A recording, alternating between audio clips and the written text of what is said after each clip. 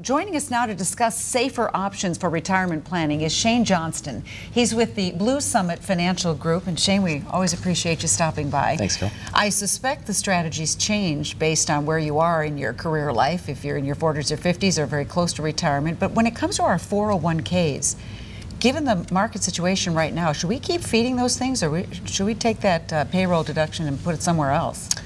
Well, we are constantly talking to people about retirement, and there's obviously a different strategy for everybody. We're all in different situations, but right now a couple of things to consider is the market is down. Yeah. So one way to look at it is it's a great buying opportunity. Mm-hmm. The second thing to consider with a 401k is if you're getting company matching on that 401k, you really can't beat that kind of matching in any other kind of vehicle.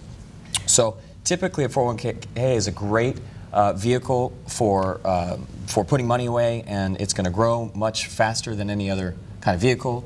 And so, yeah, again, it's going to be different for everybody's situation, but it's usually a good idea to continue to fund that, especially during a down market.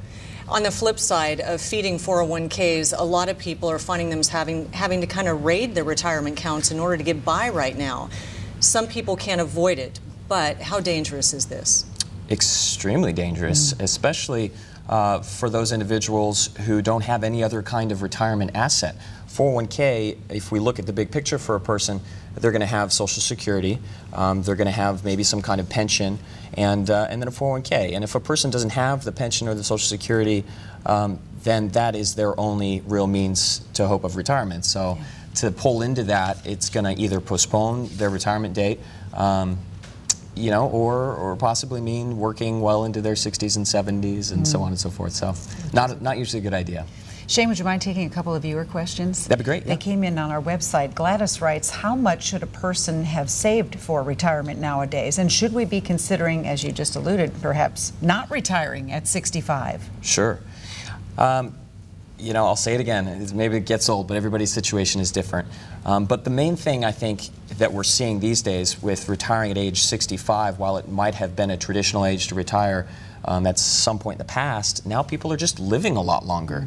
The average age for a person, when we do a financial plan, we're planning on age 92 for them to be able to need to have money for income. So with 27 years that you're going to need an income for, that's a lot of assets you're going to need. So you're either going to have to work longer, or you're going to have a larger sum at 65 in order to retire to hit that age. All right, Shane Johns, thank you so much for coming in with your expertise and your advice. A lot of very panicked people right now, rightfully so, but it's a tough time. Yep. Thank you. Shane. My pleasure.